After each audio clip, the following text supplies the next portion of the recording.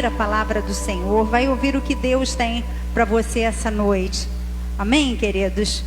Então, Isaías 9, versículo 2, depois o 5 ao 7, mas eu vou ler aqui porque eu vou eliminar algumas partes, tá bom? Então diz assim: o povo que andava em trevas viu uma grande luz, e resplandeceu a luz sobre os que habitavam na terra da sombra da morte. Porque todo calçado pesado de guerreiro e toda capa encharcada de sangue serão queimados, destruídos pelo fogo. Porque um menino nos nasceu, um filho nos foi concedido. O governo está sobre os seus ombros e o seu nome será maravilhoso, Conselheiro, Deus forte, Pai eterno, Príncipe da paz. O seu domínio aumentará e haverá paz. Você pode repetir comigo? E haverá paz sem fim. Em o nome de Jesus. Podeis assentar, queridos. Que o Espírito Santo possa nos envolver, que o sangue de Jesus possa, que você possa se mergulhar no sangue de Jesus agora, e que tudo que essa palavra disser possa ser algo que venha impactar o seu coração e a sua mente. Quando nós falamos de Natal, queridos, nós falamos de luz. E quando nós temos essa tradição de entender que Natal é luz, essa tradição também é uma tradição cristã. Porque essa ênfase na luz, em meio à escuridão, se deve exatamente a essa crença cristã de que a esperança do mundo vem de fora dele. A esperança desse mundo vem de fora dele. E é interessante porque nós temos uma tradição de dar presente. E isso, se nós formos analisar, é uma reação natural ao grandioso gesto de Jesus de abnegação que foi praticado por Jesus ao deixar a sua glória e nascer na raça humana. Ele foi o nosso maior presente, como nós vimos nessa peça e nesse louvor. E aí Jesus veio como uma luz. Por que Jesus veio como uma luz? Porque na verdade, queridos, nós somos cegos espiritualmente. E nós precisamos de saber o caminho. Nós precisamos de entender o caminho que nós precisamos de andar. E Jesus, ele se fez mortal, ele morreu, porque não existiria outra forma que pudéssemos alcançar a nossa salvação, por estarmos moralmente arruinados demais para sermos perdoados por outro modo. E ele se entregou por nós. E o que nós devemos fazer? Nos dar totalmente a ele. 1 Coríntios 6,19 diz: acaso não sabeis que o vosso corpo é santuário do Espírito Santo, que está em vós, o qual tendes da parte de Deus, e que não sois de vós mesmos? Nós não somos de nós mesmos. Nós somos de Jesus. Nós somos de Jesus. Algumas perguntas nós poderíamos fazer acerca de Jesus. Quem é Jesus? Quem é Jesus? Jesus é o Senhor eterno. E o que Jesus veio fazer? Queridos, a sua missão é ver Deus e os pecadores reconciliados. A maior missão de Jesus é nos reconciliar com o Pai. Como ele conseguiu isso? Ele deixa de lado a sua glória, a fim de que não morramos mais. Foi exatamente isso que Jesus veio fazer. E aí, como essa vida pode ser nossa? Por meio de uma regeneração espiritual e interna tão radical, por meio de uma regeneração radical, espiritual, interna, que pode ser chamada de segundo nascimento. É assim. O surgimento das luzes é um dos primeiros indícios da época de Natal. Você concorda comigo? Amém, queridos? Pensa só uma coisa. Você consegue entrar em um cômodo e você consegue fazer alguma coisa sem primeiro você acender a luz desse cômodo? Você consegue? Você vai conseguir enxergar sem primeiro você ter luz no ambiente? O Natal, ele contém muitas verdades espirituais, mas será muito difícil nós entendermos as outras coisas se nós não compreendermos primeiro essa. Queridos, o mundo é um lugar escuro. O mundo é um lugar escuro. Jamais encontraremos caminho ou enxergaremos a realidade a menos que Jesus seja a nossa luz. Nós não vamos encontrar nenhum caminho se Jesus não for a nossa luz. Mateus, citando Isaías 9, 1 e 2, foi o que nós lemos na nossa referência, nos diz que o povo que vivia em trevas viu uma grande luz. Uma luz raiou o povo que vivia em trevas. E acerca de Jesus, João, ele diz o seguinte, João 1, 9 e 10. Pois a verdadeira luz que ilumina a todo homem estava chegando ao mundo, e este foi feito por meio dele, mas o mundo não o conheceu.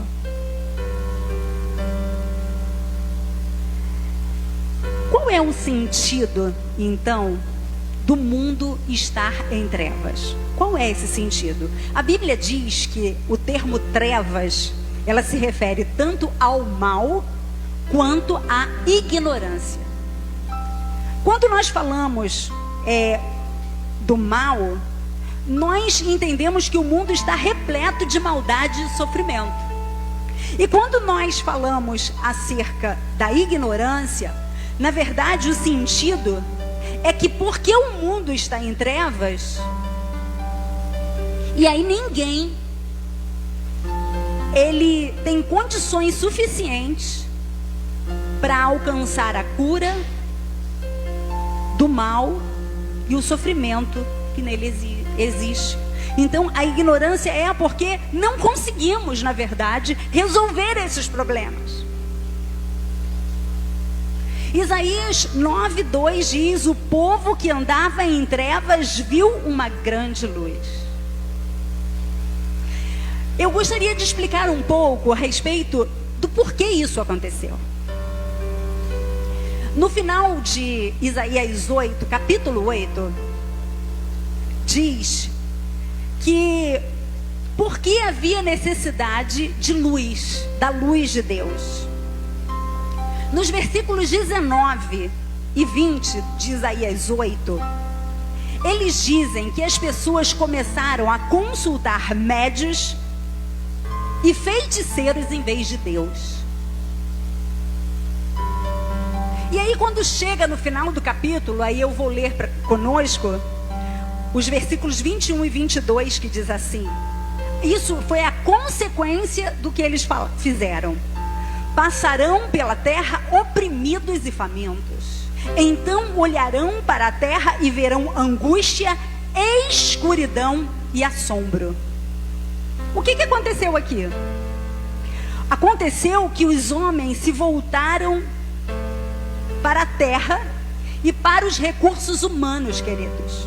Os homens se voltaram para a terra e para os recursos humanos, com o intuito de consertar o mundo. O texto fala que a luz veio que a luz veio, porque um menino nos nasceu. Pois ele é maravilhoso, conselheiro, Deus forte, Pai eterno, príncipe da paz, Deus todo-poderoso, porque nós devemos servi-lo por inteiro. Ele é maravilhoso, conselheiro, príncipe da paz, digno de ser adorado, digno da nossa adoração. O versículo 5 do capítulo 9 de Isaías fala de uma grande batalha, porque todo o calçado pesado do guerreiro e toda a capa encharcada de sangue serão queimados, serão destruídos pelo fogo. Sabe por quê? Porque Jesus veio. Não há mais necessidade de calçado pesado do guerreiro. Não precisamos mais de armadura ou espada. Derreta-os, queime-os. Jesus chegou com a sua luz para trazer a salvação.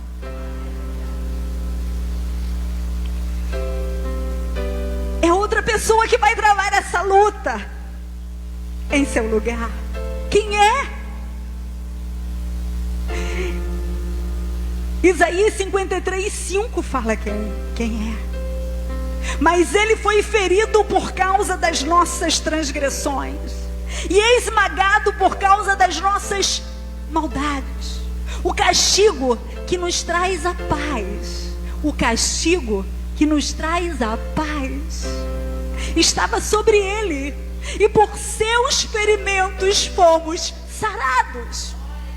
Por seus ferimentos fomos sarados. Ao ir para a cruz, Jesus pagou a pena do nosso pecado.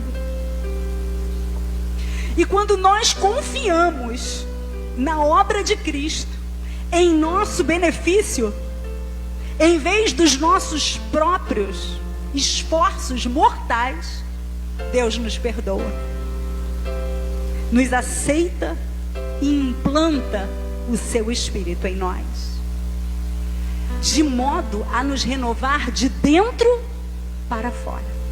É assim que o Senhor faz. Mas o único modo disso acontecer, queridos, nós precisamos de admitir.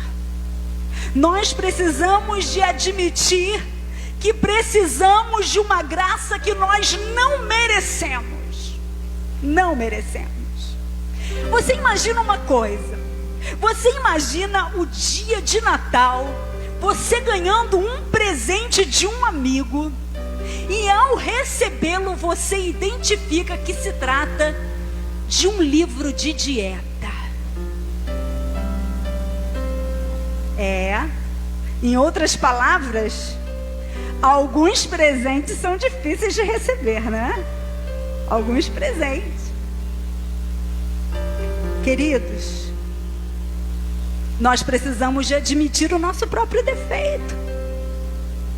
E quando nós falamos desse presente que é Jesus, nós vamos precisar de engolir o nosso orgulho.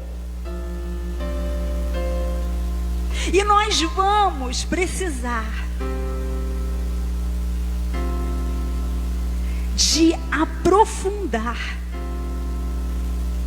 essa realidade do que Jesus realmente tem que fazer em nossa vida, para que nós possamos aceitar esse presente. Nós precisamos de entender que somos perdidos, incapazes de nos salvar, e que nada, a não ser a morte do Filho do próprio Deus, poderia nos salvar.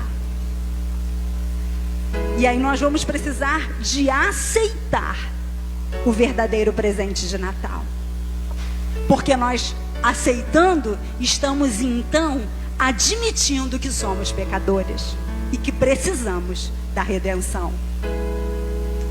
E como é isso? É de graça. É pela graça. Nós somos salvos pela graça. E sabe qual é? o mecanismo que nós precisamos de fazer para receber essa graça, nós precisamos de abrir mão do controle da nossa vida. Nós precisamos de abrir mão do controle da nossa vida. Queridos, as promessas do Natal, elas não podem ser discernidas a menos que primeiro nós possamos conhecer e reconhecer em nós que existe uma luz de uma graça imerecida de Deus em nossa vida. E aí, Natal não tem relação apenas com o nascimento, não. Natal, ele tem a ver com uma vinda. Mateus 1, nós vamos ler o 1, 3, 5 e 16, e eu vou ler aqui. Diz assim: livro da genealogia de Jesus Cristo, filho de Davi, filho de Abraão. Judá gerou de Tamar a Pérez e a Zera. Não sei se você sabe, mas Tamar era a nora de Judá, porque ele não deu a Tamar para o último filho que ele poderia ter dado, e ela o enganou para ter filhos, e ela teve esses 2 filhos. Eu só estou te contando a história para você poder entender um pouquinho do que nós estamos lendo, tá? Salmão gerou de Raabe a Boaz. Raabe, eles se conheceram lá em Jericó. Isso, escola dominical, isso mesmo. Se conheceram lá em Jericó. Raabe era uma prostituta. Este de Ruth. Então, Salmão gerou de Raabe Boaz. Este de Ruth gerou Obed. Obed é Jessé. Jessé gerou o rei Davi. O rei Davi a Salomão, de quem fora mulher Urias. Por que Mateus coloca isso aqui? Sabe por quê? Porque ele não quer nos enganar. Quem foi a mulher de Urias? Senão aquele que Davi traiu e que ele mandou matar. Um dos melhores amigos dele. E aqui, essa é a história. E nós estamos falando, sabe de quê? Da genealogia de Jesus, tá? É da genealogia de Jesus. E o autor, ele mostra exatamente isso. O rei Davi a Salomão, de que fora mulher a Urias. E Jacó gerou a José, marido de Maria, da qual nasceu Jesus, que se chama o Cristo. É interessante porque quando as pessoas escrevem as genealogias, e quando nós falamos sobre a genealogia do Natal, do cristianismo, Mateus, ele está fundamentando quem Jesus Cristo é e o que ele faz na história. Então Jesus é real. Jesus não é uma historinha. Jesus, ele veio e ele tem uma história e ele tem uma descendência, e essa descendência está provada aqui. Isso tudo aconteceu. Natal são relatos que de fato aconteceu na história. Não é algo irreal. Jesus, ele nasceu porque ele tinha uma família, uma descendência. E isso aqui não é o que nós deveríamos fazer, mas o que Deus fez. É isso que está aqui. E esse nascimento do Filho de Deus é um evangelho. Boas novas. É um evangelho, boas novas, uma proclamação. Você não se salva. Deus veio salvá-lo. O Natal, queridos, é só um começo da história de como Deus veio nos salvar. Porque no final, Jesus terá que ir para a cruz. Ele fez isso para tomar o nosso lugar, para pagar o preço do nosso pecado. Não tem a ver com que precisamos da salvação ou o fato de que não somos salvos. Tem a ver pelo que Ele fez por nós. E aí, Mateus, ele começa seu evangelho com uma genealogia. E primeiro, nós precisamos de nos lembrar, sabe de quê? Da cultura judaica. Porque quando nós vemos lá em Mateus 1, isso é uma genealogia, mas também é um currículo. Viu? Porque o propósito do currículo genealógico é de impressionar com as raízes que ele que ele descrevia. Só que não foi isso que Mateus colocou. Mateus, ele faz o oposto com Jesus. A maior parte das mulheres que foram da descendência de Jesus, o currículo era gentias. Tamara, Raabe, Ruth, tudo cananeia, moabita. Para os judeus, essas nações eram impuras. Não tinha permissão para entrar nem no tabernáculo, nem no templo para adorar. Essas foram as famílias conturbadas que veio o Messias. E o que isso significa? O que isso significa para nós? Mostra que pessoas excluídas, mostra que questões culturais ou pessoas excluídas pela sociedade podem ser introduzidas na família de Jesus, amém? Não importa a tua história, porque a Bíblia fala exatamente isso. Jesus veio para todos nós, Ele não faz acepção de pessoas. Porque o que nós precisamos é nos arrepender e crer nele. Porque a graça de Jesus, o que Ele fez por nós já foi suficiente para cobrir o meu e o seu pecado e nos unir a Ele. Isso tudo foi pela graça. Só o que Jesus fez por nós pode lhe conferir uma posição diante de Deus. Só aquilo que Jesus fez por nós. Lucas 2,14 diz assim: glória a Deus nas maiores alturas e paz na terra entre os homens a quem Ele quer bem. Paz na terra entre os homens a quem Ele quer bem. Paz. Paz significa o fim da inimizade e da guerra. A paz mais importante, queridos, é a paz com Deus. Se você tem paz com Deus, você tem todo o resto da paz que você precisa. O coração humano natural deseja ser rei. Sabe Herodes? Sabe Herodes? Herodes queria matar o rei dos reis. E normalmente, queridos, nós como raça humana queremos assim, ser rei no lugar de Jesus. Por isso, nós temos uma tendência pecaminosa de hostilizar as reivindicações do senhorio de Deus sobre nós. O Senhor Jesus quer ser o Senhor da nossa vida. Não dá para ter dois senhores em nosso coração. E aí nós estamos comprometidos com a ideia de que o único jeito de ser feliz é se nós detivermos do controle total da nossa vida.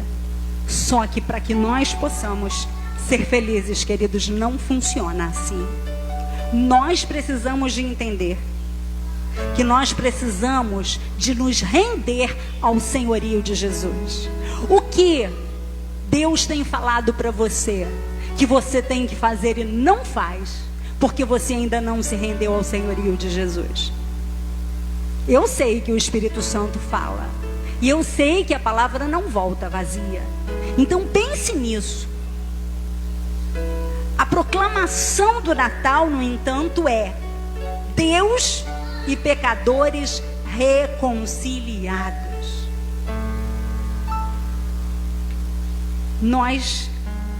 Jesus está assumindo a natureza humana. O Deus homem une os dois lados do abismo.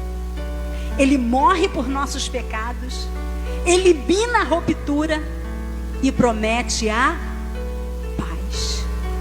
Promete a paz. Romanos 5:1 diz: justificados, pois, mediante a fé, temos paz com Deus, por meio de nosso Senhor Jesus Cristo. É isso que Jesus veio trazer. É isso que Jesus veio fazer. E nós só precisamos de acreditar que isso é de graça e que Ele está aqui para verdadeiramente fazer a obra em nossas vidas. Creia.